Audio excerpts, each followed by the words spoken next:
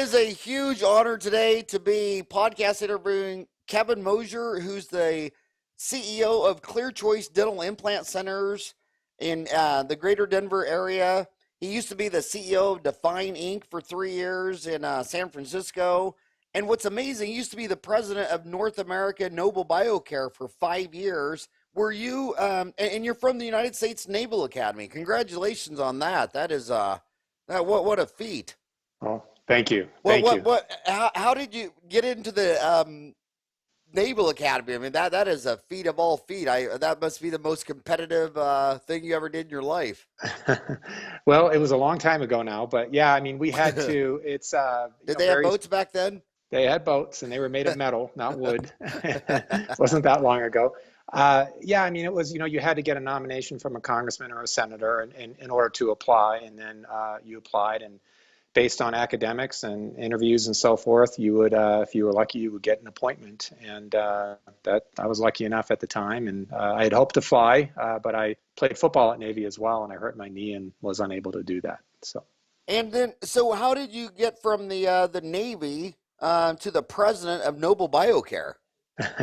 After I got out of the Navy in 1990, I went into medical devices, and I started out in sales with Baxter Healthcare Corporation. I went to work for Johnson & Johnson. After that, I was there for a number of years and moved from sales up into marketing and management, and eventually kind of worked my way up through the ranks, so to speak. And I was president of a medical device company in Irvine, California. It was a startup that went public, and Nobel recruited me from there to be president of their North American division. So if you kind of look at my career, it's been, for the last 26 years, it's been medical devices, dental devices, that type of thing. So.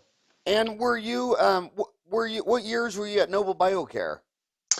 2004 to almost the end of 2009. So I was. And what was the time frame of when the big monster conglomerate Danaher swallowed that fish?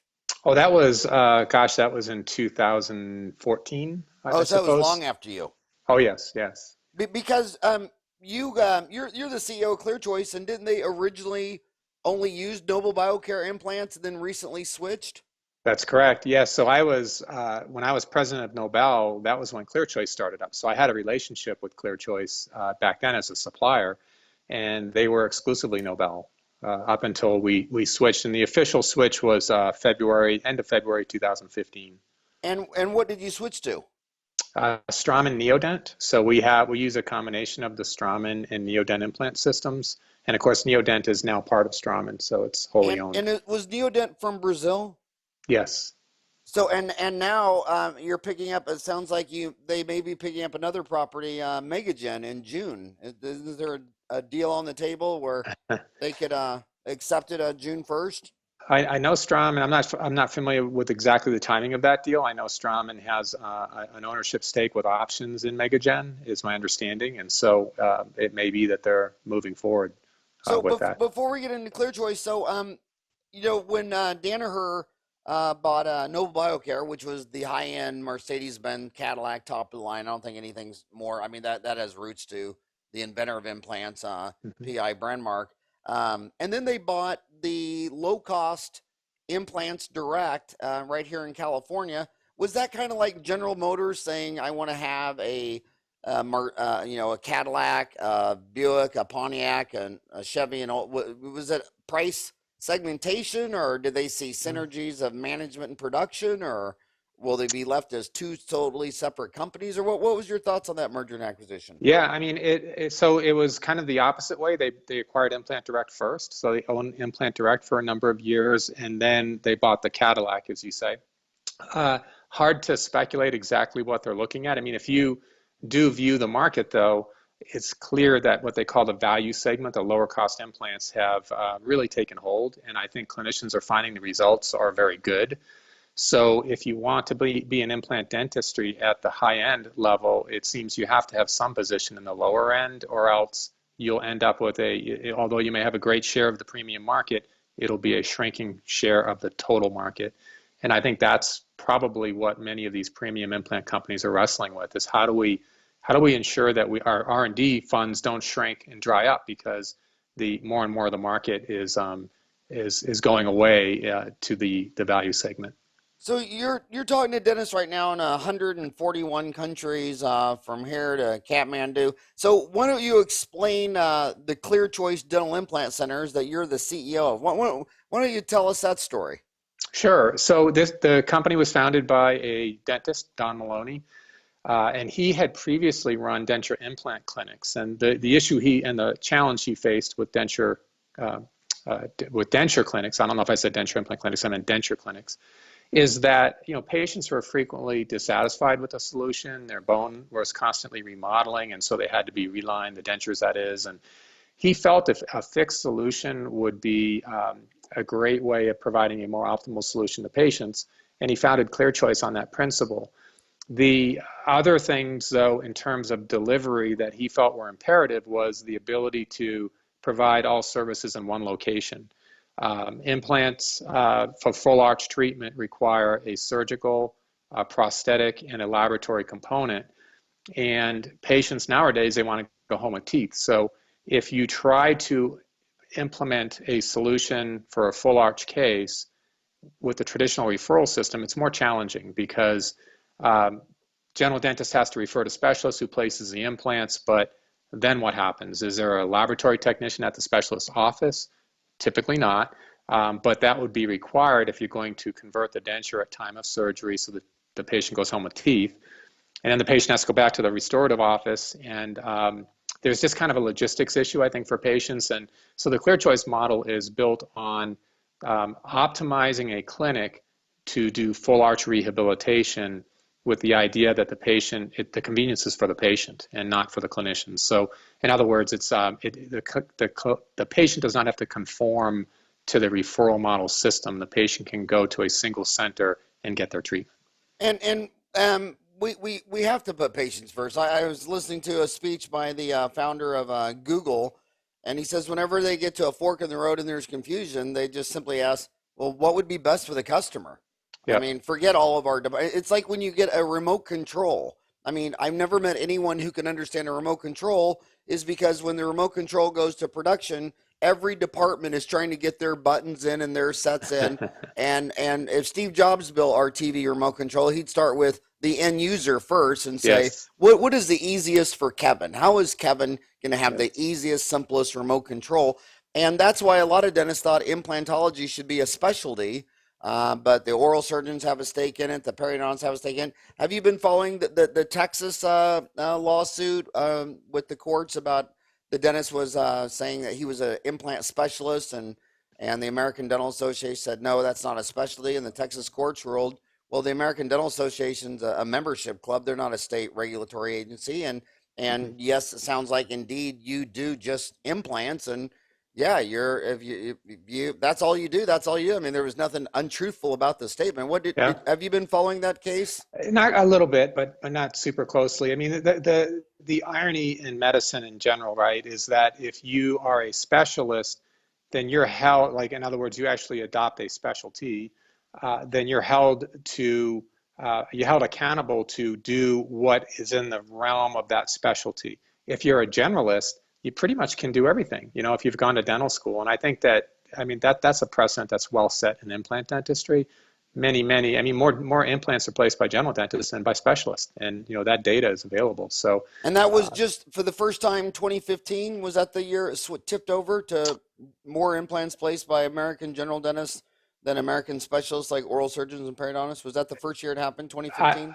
is that if that's the information you have? I feel like it's later than what I felt it was. Millennium Research Group were the company we used to rely upon at Nobel. And I seem to recall it happened even sooner than that. And the What year reason did you see it happen? I believe it happened in the mid 2000s, like 2005, 2006 timeframe. And the reason being is that it's the sheer number of general dentists. The average general dentist will not do nearly as many implants as the average specialist who focuses on implants. But there's so many more general dentists. So demographically, if a general dentist is doing 10 or 12 a year and you've got 35% of the general dentists doing it, it's far more in number than the specialists doing 100 implants a year. So So, how many ClearChoice dental implant centers are there in the United States? And Right now there's 20 full service centers, and we have two remote consult sites. So two centers that are have a practitioner there. We do consults, but they don't do the full service. so 20 centers in how many states? 29 in 18 states. 20 centers in 18 states. 29. No, 29 centers Yes, in in 18 18 states. states. Correct. Which states have two? California has five. Actually, they have five. We have two in Chicago. We've got five in Texas. I think those are our states with multiple locations right now. Two in Chicago or two in Illinois? Illinois. Yeah, But I'm but I sorry. mean, Yeah. but are they in the Chicago metro? We have one in Chicago Metro, one in Schaumburg, Illinois. Schaumburg, where oh, what's my little favorite company in Schaumburg? By Byung-Sa, Bisco. Oh, okay. Oh, yeah. Yeah, that's right. That's right. Yeah. Yeah. Is he involved with it in any way or? No, no. Huh. So I think the neatest thing you have a location here in Phoenix, Yes. and I just want to tell you that ever since you guys remember when that opened up in Phoenix? Gosh, it was before I was here. It was probably in the 2007 timeframe, You know what I 2006, love most 2007. about the ClearChoice centers from a selfish bastard point of view? What's You that? guys do so much marketing, and then my patients that have been coming to me for 3 decades come and tell me about all your commercials and infomercials and asking Yeah. questions about it. And I always see a ClearChoice Center is raising the tide for all the big boats, the small boats, and the little canoes. I mean, Yes. when you You're guys you're come in, exactly right. how You're much money exactly do you right. spend on advertising? And is it mostly television? It's so that's private. It's confidential what we spend. We do spend millions on Well, advertising. this is Dentistry Uncensored, so don't worry about anything, any And lawsuits or anything. we so mostly it's a But combination it's of millions of dollars. millions, yeah, tens of millions. So it's a combination of television advertising, print advertising, and now digital media. So we combine the three. And it's interesting the comment you made about lifting all boats, because when I was at Nobel Biocare, there was a lot of concern about ClearChoice in the early going. Would ClearChoice steal patients, and what would that mean for my dental practice and so forth? So a lot of our specialty customers at Nobel were very sensitive to what ClearChoice was doing. And the interesting thing is, when we tracked the data, we found that implants, the growth of our implant specialists in markets where ClearChoice existed grew at a faster rate than the rest of our customers in general. So it actually, the data showed that the rising tide did lift all boats. Oh my God! I mean, I've been seeing that firsthand in Phoenix Hmm. forever. I mean, you guys generate pretty much all my implant leads in my practice. I mean, I just gotta hand it to you. It's amazing. When you said television, print, digital media, what is digital media? So we'll do a number of different things digitally, which is social media. We'll do paid search, where when people are searching, we'll come up at the top of the list, so to speak. Um, and then all of the things that go along with that. When they click on the results of a paid search, we'll drop cookies and then continue to advertise to folks. We have um, a lot of our the kind of the track that people take into ClearChoice is they'll see a television commercial or several television commercials or a print ad, then they go online, and that's when they really start to educate themselves, and they'll often book their appointment right from our website or from a mobile device. And so our website is also optimized for mobile as well.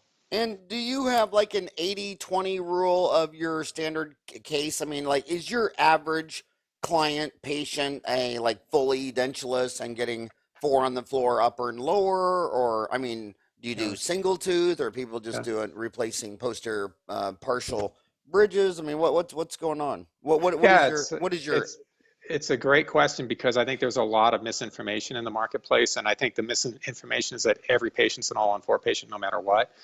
About 16% roughly of our patients, just the way the data's run in the last couple of years, are singles and multiple implants. So it's not 100% all on four.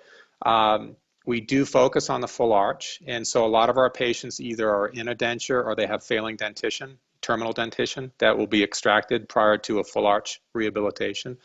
The average, actually, interesting data point for last year, the average number of implants per arch was 4.2. So that will tell you that we mostly do all-on-4, but we don't always do all-on-4 in our And center. explain, there's people, I'm sure there's homies listening to this right now that don't know what an all-on-4 is. Yeah, sure. So it used to be in the older days, if you will, that for a full arch case, patients would often have the bridge would be supported by 6 to 8 implants, sometimes more, but traditionally around 6 to 8 implants. And what was discovered is that you actually biomechanically only need 4 implants to support the prosthesis, and the extra implants don't necessarily provide additional support. Also, we tilt. Often our clinicians will tilt the implants so that you can place the implants where there's available bone, and then through a multi-unit abutment, an angled multi-unit abutment, you can correct back to vertical so that you can attach the prosthesis. So it enables many, many more patients to be able to get full arch rehabilitation without bone grafting. So And it's simple geometry. I mean, if you have an implant going straight up versus one going at a 45-degree angle, you can get so much more length. So you get much longer implants with more osseo integration. and more anterior or posterior anterior spread, so you can get less cantilever on your prosthesis. And then with cross arch stabilization. I mean, when I was with Nobel, it's interesting. A dentist up in Canada, Yvon Fortin, he published in the early '90s on tilted implants and the success rates that he had. But it was somewhat controversial. And then Paulo Malo in Portugal, he really commercialized this all-on-4 concept. And again, he was tilting the implants. But in 2005, when ClearChoice started up, it was still somewhat controversial. And Nobel was a big proponent of the all-on-4 with tilted implants. We've now, at ClearChoice, we've treated over 40,000 patients with an all-on-4 concept. So over a 10-year period. I mean, we have tremendous experience doing this and tremendous results, quite honestly. And it's roughly $25,000 an arch, basically. Roughly, yes. Roughly. And what if a patient said, what's a success rate? How do you answer that? It would be clinic by clinic. So, for example, in Phoenix, I know that their success rate is north of 98%. And Dan Galindo, the prosthodontist there, has kept very good track of all of his patients. So the success rates, and that's typically what we see throughout the network, is extremely high. What's his name? Daniel Galindo. It's Galindo. He's our prosthodontist there. He's been there since the very beginning. So. And you think the success rate's so high in Phoenix because it's so damn hot that periodontal disease bugs just die in the 126-degree heat with no humidity? I don't want to take away from our centers, but I do suspect there may be something at play there. Oh my God, it gets hot here this summer. Yeah, I'm sure you only visit living in Denver. I'm sure you only come down here in the winter, right? That's right. Yeah. You make all your trips. Escape the Denver winters. So you said Palo Malau. That's Malo. Yes, Paulo, Paulo Malo, Malo. He's a legend out of Portugal. Yes. I mean, just a legend. I mean, that guy's one of the biggest names. Who was the name you said before that? Yvon Fortin. That's spelled Yvan, and Fortin is Fortin. And was he a Scandinavian, or was he up there with Nobel Biocare? Or? He was using Nobel Biocare, yes. And he had practices in Montreal and Quebec, and Quebec City, I believe. I've been to his Montreal practice, but he published as early as, I believe, 1992 on his results with tilting of implants. So it's a misconception. A lot of people think Paulo Malo invented the tilting of implants as a means of supporting a prosthesis, and it was done before him, but he had a big role in kind of commercializing a very proven technique to drive high success rates with an all-on-4. And you see him lecturing everywhere. I mean, it Yes. seems like so many times I've been in a foreign country and he's on the program, or people are, when they talk about implants, it's just the world according to him. Yes. I mean, it's an amazing legend. So are you still expanding centers? I mean, this is 2016. Are you going to open up Yes. another center? What's your plan for this year, 5 years, 10 years? Yeah, so we're going to be opening up 6 centers this year. And the idea for us right now is to roughly double the size of our network over the next 3 years. You're going to double in 3 years. Yes, yes. Now, So, what percent growth rate is that? well, it would be 100% if we, I mean, in terms of number of No, no, centers, no, but yearly. uh, so what we're looking at this year, we're going with 6 centers, and then the balance to double would be approximately 10 to 12 centers over the next 2 years following that. Wow, that means you're a busy man. Well, we went through a period where we went from our founding in 2005 to fairly rapid growth, and then the last couple of years, last probably 3 years, we really slowed down and kind of optimized the network. We added a new center late last year, Tampa, Florida, and that was kind of our get the rust off of opening new centers, and now we're starting to march forward. So do you try to go where there's more grandmas and grandpas than young baby boomers? Yeah, I mean, we do a lot of research to determine what is the optimal location for a ClearChoice. After 10 years and millions of phone calls, we have lots of data. We've actually worked with the credit agency Experian to create our own filters for demographics to determine likelihood to move forward with our procedure. And then we also have a tremendous luxury, which is we've advertised. So our advertising is part local advertising, part national advertising. The benefit we have from 10 years of national advertising is we know where every one of those calls has come from, so we can heat map them. And so we generally know demographically, does the area that we're contemplating support a center, and then we can determine level of interest going back in time.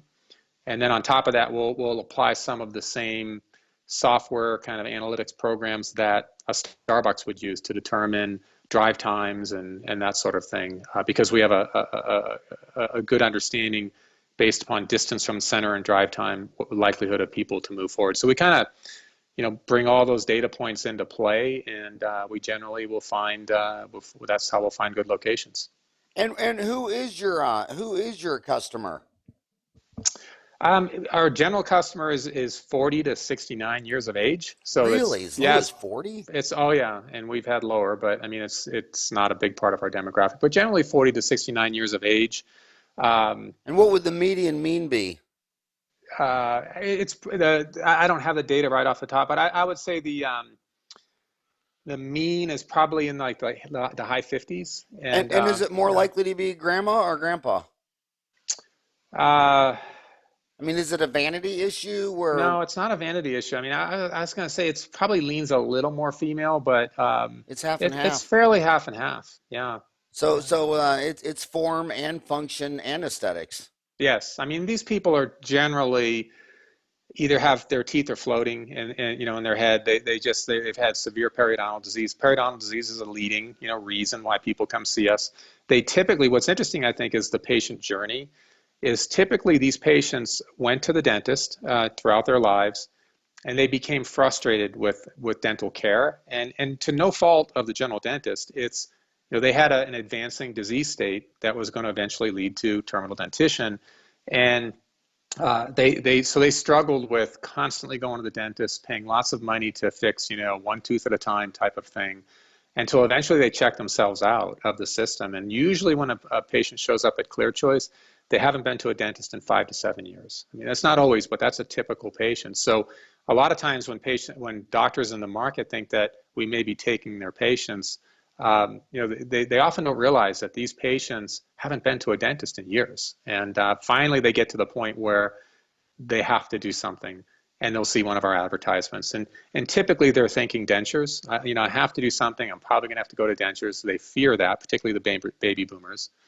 And then they see an ad, and they teeth the same day and things of that sort. So they respond, and that's typically how a patient comes into our system.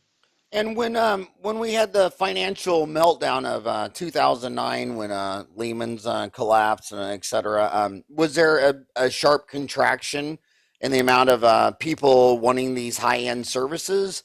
Did it respond like a discretionary luxury item, or did you guys just keep chugging along? Well, if you look at the data, we kept chugging along. If you look at our revenue growth, and if you think about it, you grew through those years. Yeah. Yes. Unbelievable evidence that this is really important. Yeah. And if you think about it, You know, when I used to talk to Nobel about this, you know, in the range of say 16 to 17,000 full arch cases are done a year in the U.S. Okay, so as a data point, 16 to 17,000. When you consider that there are over 35 million Americans in dentures, um, you know, you don't have to take much market to have a business. You know what I'm How saying? It many can still edentulous grow. Americans are there? Over 35 million. 35 million. And Yep. is that a, it's so funny because, now that I've been out of dental school 3 decades, so many of the predictions just went crazy wrong. Like, because we were told, Right. dentures were coming to an end. I mean, people Yeah, were asking why we had to make dentures, but here it is 3 decades longer, and the units of dentures per year has been growing every year since I got out of school. that's right. There's a paper, a research paper out of Harvard. Chester Douglas was, he's a DMD PhD. And it was done, paper was published in 2002. And it was, the whole purpose of the study was to determine should they continue to teach dentures in prosthodontic school. And that paper is the paper that I refer to when I tell you those numbers, over 35 million. He showed that the rate of edentulism was declining at 1% a decade, but the absolute numbers of the baby boomers were pushing the overall, numbers up. And his paper covered through 2020 when there was about 36.5 million Americans in dentures. So yeah, I mean, it was precisely what you said. They did a study to And I'm say, hey, and we I'm need going to to do say this. something that may be very biased because I'm in Phoenix, Arizona, 100 miles from the Mexican border, but I seem to Hmm. do a lot of dentures on people who just immigrated into the United States, and just because they come in from the Mexican border, they could be from anywhere in South America, Europe. Yeah. I think the last one I did, I forgot, it was I think it was they were Romanians or whatever, but it seems Mhm. seems like a lot of immigrants are still fueling the dentures. Do you Yeah, see that? we do. I mean, we have immigrants that come to our centers, but if you look at the statistics, and these statistics are from Centers for Disease Control, the rate of edentulism per state is quite high for across America.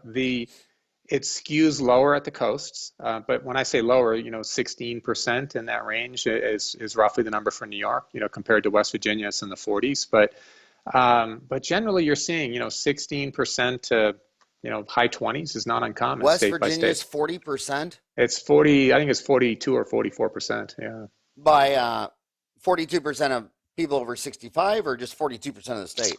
of the state. Yeah, so the rate of 42% of West Virginians have no teeth. that, the Centers for Disease Control, and I'd have to check that to be certain, but whether they had a demographic range, if it's maybe adults, but been a while since I looked at the numbers. But you can Google, Centers for Disease Control, edentulism, and you can actually find the state by state statistics. It may be adults, and I can't Yeah. recall The exactly. last I can remember from the CDC a few months ago was basically in a nutshell, it's 64, 10% of Americans were edentulous, at 74, 20% was, and then in both age range, times two for missing half their teeth. So Yeah, at yeah. It 64, probably is an adult thing. Now that you yeah, mention it, yeah. it'd be too high for the But general population. I was born and raised in Kansas, and I probably I shouldn't be saying this, but when I was little, all my grandmas and grandpas and they all had full dentures. I mean, Yeah, and a lot of the grandpas didn't even wear the teeth because they were so ill fitting. yeah, I had one grandpa that threw his off on the tractor and plowed him over, and never wore teeth again just because they yeah. were so ill fitting. George Washington was, his entire career was always set back by pain and Right. abscesses and all that stuff. And I always wonder why he just didn't pull them all off and live like my uncles. And they could, it was amazing. So, the thing I love about the ClearChoice Dental Implant Centers also is, your centers are known for opening their doors to the dental community. I mean, any Yes. dentist that wants to, that refers a patient down there. Hmm. I've been told by my friends that, yeah, I referred a patient to ClearChoice Center, and I asked the doctor if I could come assist the procedure. And he said, heck yeah. And it was just Yes. total transparency. Talk about that. Is that Yes. a center by center, or is that a national policy, or? It's so we don't set national policies for our centers, relative to how they do their clinical work. So they make those decisions. But I would say generally center by center they'll do that. The interesting thing is early on, I think that what caused a lot of consternation about ClearChoice was the unknown. What do they do in those centers and so forth. And so we have opened up our centers to the professional communities. And in fact, we have some of our centers are doing incredibly strong referral programs where the general dentists in the communities, some of these patients that I say had become frustrated and checked themselves out of the dental system, our prosthodontists work with those general dentists to help identify those patients. The general dentist refers those patients to the ClearChoice Center, and there's some real benefits to it, because what we'll do is we will do the surgery. Our lab techs will convert the denture at time of surgery with the help of the prosthodontist to check for the occlusion and so forth. And then the patient will get referred back to, so the patient goes home with teeth. They have their interim teeth same day as surgery. Patient will go back to the GP who referred for the final restoration. And that GP will make anywhere, depending on what they do, like sometimes we'll help them make the final restoration in a laboratory. Depending on what they do, they'll make between $4,000 and $6,000 generally for the restorative fee for that patient. So it's really worked out well, because if you think about the challenges in a referral system, the general dentist, if they refer to a surgeon who doesn't have a lab tech available, what do they have? They have to go over there themselves, and they have to help convert the denture. They have to check the occlusion. So there's an opportunity cost because they're out of their practice. When they refer to ClearChoice, they know the patient's going to be treated extremely well in a very high-end practice that's optimized for doing that procedure. And the general dentist can stay in his or her private practice for the day and continue to do crown and bridge work and make their, cover their overhead. Then the patient comes back and they do the final restorative fee. And it's a good fee, as you know. I mean, full arch fee for a restorative dentist is a very good fee, particularly when they can offload a lot of the burden to ClearChoice. So that's worked very, very well in many of our markets. So, who owns ClearChoice? Is it publicly traded? Is it an individual? How does that work? It's so majority owned by a private equity firm called Catterton Partners, and Catterton, Catterton Partners. And then the balance is owned by our founders still have a stake in the company, and there are quite a number of doctors who have ownership in ClearChoice. So it's but the majority is owned by Catterton Partners, a private equity firm. So what is their exit strategy? Because I want to get I want to ask you I'm known for asking a question. It's got 28 questions within a question. Like what is your view in general of DSOs? And I'm wondering why a private equity firm has this, because you take something like the biggest one, Heartland Dental, with Rick Workman Right. in Effingham, Illinois. You would think if that was a really good, profitable, growing business, all those brokers in Wall Street would have loved to have done an IPO, it'd be trading on NASDAQ. When I got out of school, Orthodontic Centers of America was trading on the New York Stock Exchange, and there was Right. a dozen on NASDAQ. They all imploded and disappeared. And then Rick eventually sold some portion of it to a Canadian teacher's pension plan. Right. Does that say something about DSOs if they can't do an IPO, that there's just something? I mean, why wouldn't that just be an Yeah. IPO? I mean, Yeah. what's different between Heartland and an iPhone? Yeah, I think what's different, it perhaps may be understanding, the general public market understanding of what a DSO is. But my feeling is the fact that private equity is very, very involved in DSOs, the fact that the Toronto Teachers Union buys a DSO, it tells you something. And this is what attracts them, is that a general dental practice, let's take that, and ClearChoice, the same kind of thinking applies. Is the thing about it, people have to get dental care, right? And so it's very predictable. For a private equity firm, they know if this DSO has 100 locations, we can take it to 300 locations and generally get 3 times, the value in the transaction. So it's consistent returns that I think private equity is very predictable. It's what I think they like. It's what I think the Toronto Teachers Union liked. The benefit of a DSO is you're taking an industry that, let's face it, is quite inefficiently set up. I mean, it's a cottage industry. You have thousands and thousands of practices, and they replicate all the overhead and all of the administrative burden that goes with a practice. When you go to a DSO, you centralize that administrative overhead and burden. and you get tremendous efficiencies. I mean, the finance department at ClearChoice to support, the business we do is tiny, and so we can enable the clinicians to focus on what they do best, which is good clinical care. Our costs, because we pool the services, we pool our purchasing. I mean, what location buys 35,000 plus implants a year? So that's buying power, and so as a result, we can deliver care more efficiently at a lower cost, and thereby increase access. And I think that's the number one thing of a DSO: increasing access to dental care. And so I think it is very attractive. I think over time, as the industry becomes more when the general public becomes more knowledgeable of the industry, I think that you could talk more of IPOs. But right now, it's the private equity guys love it, and it's So because what do you think their holding time will? How long has Ketterton Partners had a portion of yeah, ClearChoice, and what's their holding time?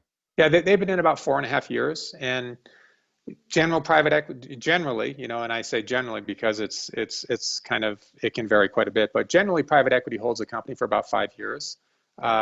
They'll have a fund that they raise a fund and they invest it in various companies, and the average holding time for all companies invested in will be about 5 years. That means in some cases they're selling after 2 or 3, in other cases they're holding 7 or 8. So yeah, Catterton right now is in their 5th year, and my sense is that at some point, probably in the next, I would say, I don't know, that's speculating, year to 2 years, they'll probably look at an exit. And do you think it'll be the Canadian teachers again? I think that it's interesting. It could be, I think, likely another private equity firm. We have a very small footprint for a company that advertises nationally. We have right now 29 locations. You can easily imagine us having 70 or 80 or 90. So I think that another private equity firm would potentially look at us for the shareholder value that could be created with growth, coming in and providing the capital to grow more aggressively. I think that if you look at, there are a number of DSOs that we talk to, and when you consider the referral model I talked to you about, these DSOs, when they look at the average return per chair hour, it's substantially lower than a ClearChoice. Now, the average ClearChoice is doing over $6 to $6.5 million a year in collections with 1.5 doctors. You don't typically see that in a general dental practice. So, they're interested in the possibility of increasing the value gained per patient visit. And I think that they see some synergies with the general dental practices referring to the specialty practices and then back. And so, there's a number of DSOs that I think see that as a real option with a ClearChoice type model. And Of purchasing, you mean? Of purchasing you? yes, yes. So are So, you talking about Rick Workman or Steve Thorne? well, I'm not talking about either one of them, but I'm talking about Are large they both DSOs are that they have the both means. arm wrestling over it now? um, so no comment there, but we have talked to DSOs, and I think they see, like, some of these DSOs have tried to get into implant procedures, and they've been creative in doing it. The problem is one of time, and so therefore cost, and the other of liability. And if they try to do an all-on-4 procedure, I've talked to some of them, they take sometimes half the day to the full day, and whereas we can, in half a day, we can do 2 or 3. So they're just not optimally set up for it. So it's kind of reinventing the wheel each time they try to do the procedure.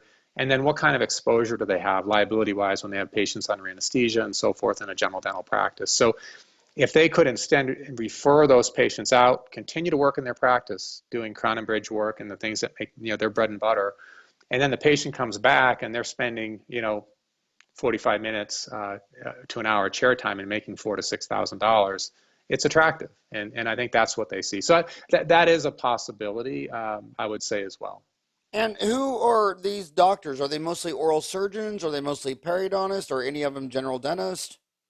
In ClearChoice? Yes. Yeah, in ClearChoice, we have all of our surgeons are oral surgeons. So every center, and the oral surgeons in ClearChoice typically have a private practice as well. So they'll often come like 4 half-days a week. And the prosthodontist, which is, so the restorative dentists in our clinics are prosthodontists. and they're there 4 days, 4 full days a week. So we're open 4 days a week. So the prosthodontists are full time, and the oral surgeons Yes, do 4 half days a week. correct. And is that just a cultural thing because Oli was an oral surgeon, or I mean, do periodontists try to get in there, or is it just a belief that the oral surgeon is just more trained in Yeah. the whole big picture? Yeah, I think so. I know that there are many periodontists that can do great work with all on fours and implants. The legacy of the oral surgeon goes back to our founder, and his belief And who is was that? that was Don Maloney. Oh, It's Don Maloney. yeah. And then what was Oli's role? So Oli was the first oral surgeon. So Don Maloney, because oral He was a general surgeons, dentist. Don Maloney was a general dentist, right? Okay. He hasn't practiced probably since the late 70s, early 80s. He's owned a lot of dental practices, denture clinics, a dental insurance company, and so forth. But the feeling was that oral surgeons get anesthesia training as part of their curriculum when they're going through school, and so he felt that was the best way to ensure optimal patient outcomes and safety and so forth. And then Ole Jensen was they recruited, the early founders of our company recruited Ole Jensen as the first oral surgeon in our Denver clinic, and Mark Adams as the first prosthodontist, and they actually recruited him from Michigan. So oral surgeons come in a half day, 4 days a week, and your prosthodontists are full time. Correct. Because we Huh. do surgeries in the morning. So we don't do surgeries in the afternoon. We'll do some singles and multiples, but we do the all-on-4 cases in the morning. And then patients are recovering in the afternoon, and our lab's making their teeth, and then their teeth are put on later in the afternoon, and they go home. I think Ole Jensen is one of the finest men I've ever met. He is just an amazing man, He and is. he's the one he tells dentists the best implant CE is just go down to your local ClearChoice center and hang out there. Hmm. Watch those guys. Yeah. He's a Two, big believer in that. two things. I'm going to lunch with Oli as soon as we're done, so he is a great guy. The second thing is that a lot of clinicians that I knew at Nobel who were skeptical of ClearChoice and what ClearChoice does, we've invited them in, and they do walk away quite impressed. I mean, even like very accomplished surgeons who can do all on fours they remark at how well oiled the machine is at ClearChoice, because when you're doing 2 or 3 arches every single day, the staff, everybody, there's no downtime. They know exactly what they're doing. It's a well choreographed group of folks that do a tremendous service for the patient. When I look at the, anytime anyone emails me about this show, they're always a kid. They're always, they're either a junior, senior in dental school, or they've been out 5 years, and they're just devouring these podcasts every day. But I always like to remind them that, I'm 53. When I was in dental school, 84 to 87, the people doing implants, oral surgeons, were considered nuts, crazy, barbarics. They were sticking Ramus bars and subperiosteals. When Yep. I moved into Phoenix, Arizona, a guy across the street from me was doing these, and he had an airplane, and he flew to like Phoenix, to Albuquerque, whatever. He was having amazing success rates, but all the locals just, they thought he should have his license taken away. I mean, it Yeah. really has come a long way. And some of those legends, some of those guys that were doing the most amazing cases like you did, the first time they had one case fail, the board was just waiting for them and Yeah. took their license away. So Yeah. those guys are pioneers, and you just always see it in dentistry. I mean, endodontists, they always did every appointment in two-step all throughout the 50s and 60s and 70s. Yeah.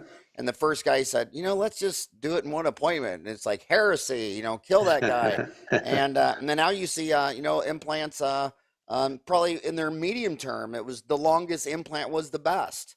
And Yeah. now you see people saying, well, it's just surface area. It can be short and fat. It doesn't have to Yeah. be long. And so everything's changed so much. I want to ask you, you are so smart, Naval Academy, President Nobel Biocare, CEO of DFINE, CEO of ClearChoice. A common question that dentists are always asking me is, if you look at the ADA statistics, which is done by a PhD economist, they have great statistics, great sample size, show their math, their standard deviations. The general dentist median income peaked in a decade ago in 2005 at $225,000 a year net take home. And Mhm. over the next decade, it slid $4,500 a year, and now it's down to 175. So they've gone from making 225 in 2005 to 175 Mhm. in 2015, and and the trajectory doesn't look like it's changing. Why do you think dentists, general dentists, have lost $45,000 of net income over the last decade? And do you see it continuing? Hmm. It's a great question. I mean, I think that All my questions are great. yeah, it's you know, and I've listened to that economist from the ADA. He's a fascinating guy. I can't remember his name.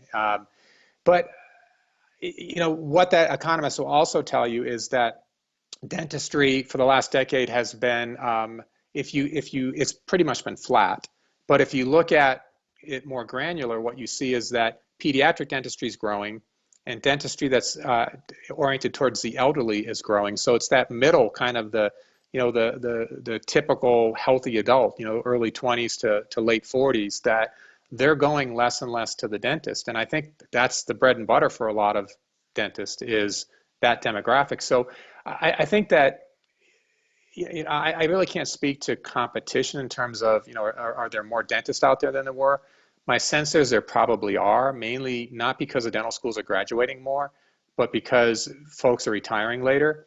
But I think that they're chasing fewer opportunities. And so, you know, that competition breeds, you know, price reduction, if you will, in some cases, or price competitiveness.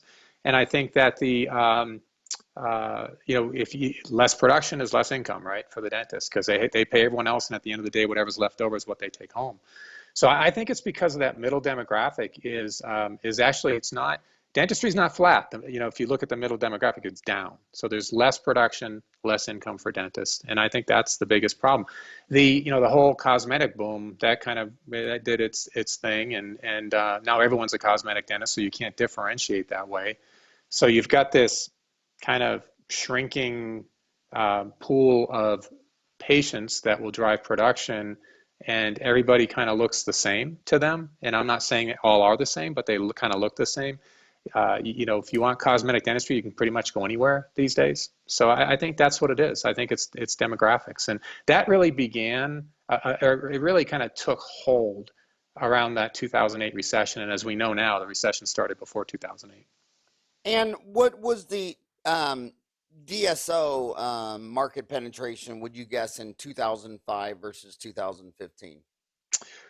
In 15, I'm going to guess, and gosh, you know, I know these numbers because I go to the meetings, but you always forget, is it future looking? I would say in 15, probably you're in the range of around 20% DSO. Um, and if it's going to be off a little bit, it might be just a tad lower, like 18 to 20%. In 2005, it was probably, gosh, it was probably more like, I'd say 7 or 8. You know, it's a trend that's really taking hold. And when you say 20% in 2015 or DSO, do you mean 20% are in group practice, or do you mean actually working for a dental services organization that has multiple locations? The latter, the The latter. and Yeah. where do you think that number will be in 10 years in 2025? Oh, I think it's going to be in the high 30s. Um, And where do you think it'll max? I think, and you know, the high 30s. I mean, that's speculation. I think it becomes the norm. I really do. When you think about it, um, the marketplace rings out inefficiency, and if there is a solution to inefficiency, and it's not a bad thing. When you look at the average dental school student these days, you know, they come out hundreds of thousands of dollars in debt. Dental practices are very technology driven these days, so it's very expensive to open a new practice. And so they've got that double whammy of how do I borrow to open a new practice, which is much more expensive than it was when you open your practice probably. And then they're servicing a lot of school debt. So DSOs offer, you know, a solution to that. And generally what's interesting is with a DSO, the work quality life balance tends to be better and the income tends to be higher. So I feel like those are all pretty powerful kind of factors or attributes of a DSO. One of the smartest people I've ever met is my son Greg, and he sold me that it's going to max at 50% because he goes back to the lawyers who started consolidating first. And the problem with when you have highly educated employees with 8 to 10 years of college, it's like herding cats. And when you look Hmm. at a very large employer like Walmart, you know, they're mostly high school graduates. But in law firms, you know, about half are in a big firm, Yeah. and the other half couldn't handle the politics. That they're too smart to take orders or follow other people. I Right. almost think it's going to be like lawyers. I think the DSOs are going to get half, and then Yeah. the other half are going to be these boutique specialists by dentists whose personalities are like, I am not going to go, Yeah. and a good. I mean, you probably can't get all the dentists on Yeah. Dental Town to agree that today is Tuesday. I Yep. mean, I think there's a point there, and I think that you should also we should consider your question just prior to this is, why are incomes declining?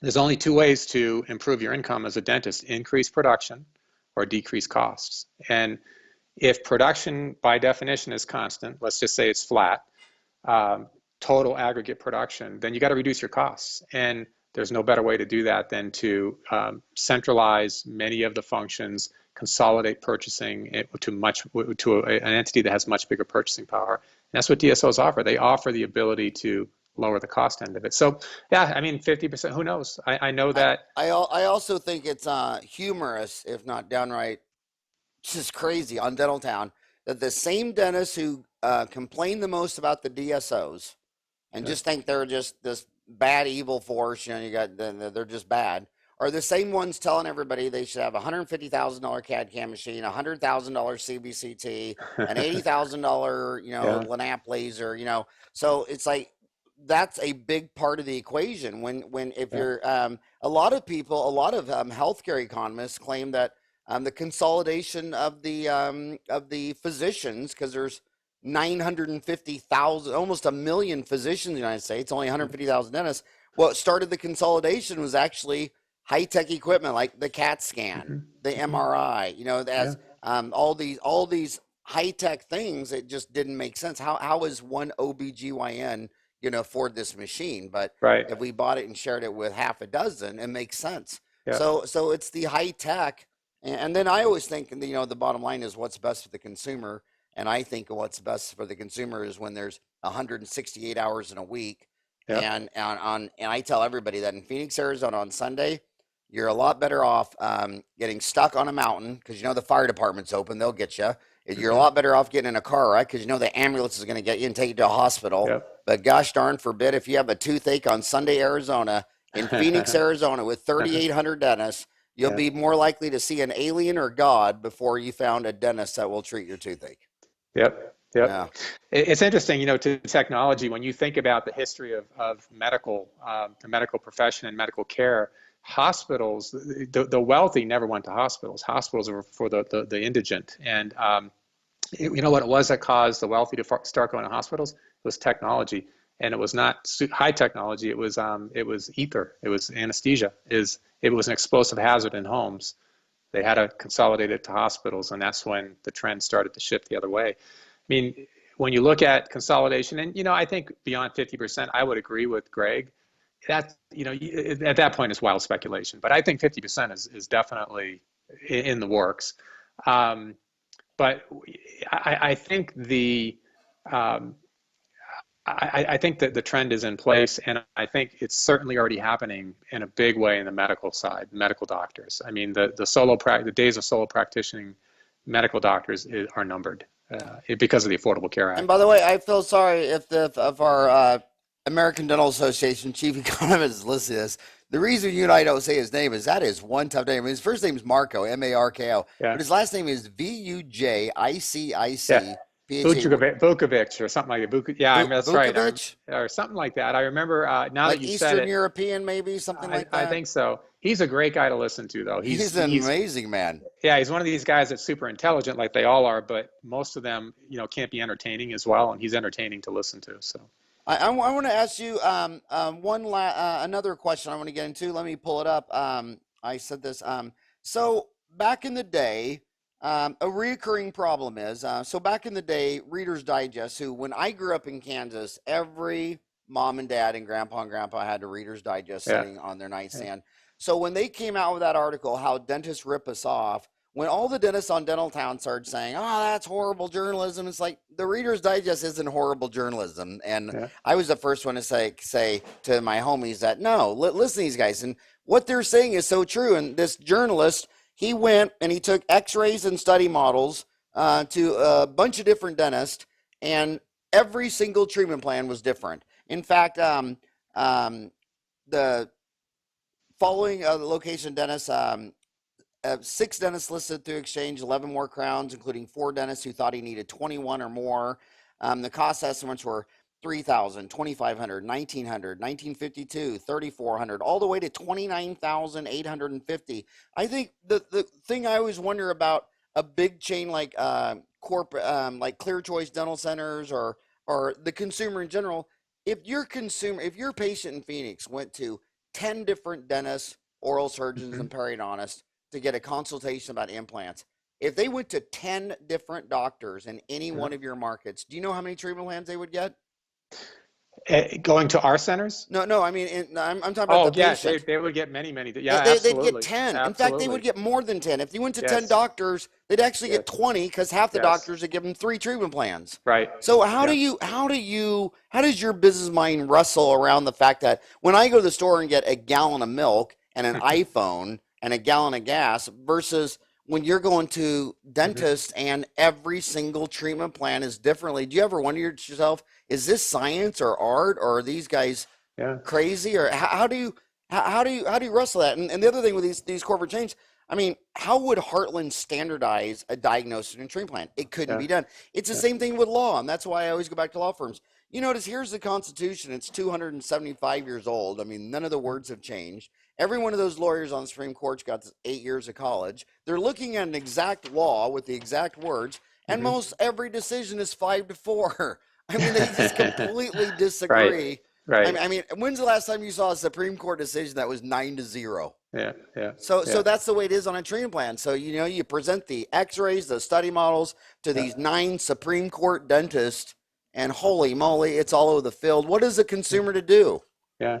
Well, I mean, I think that we have to recognize we're dealing with human beings, right? And particularly when it comes to healthcare, there's always going to be variations in a diagnosis.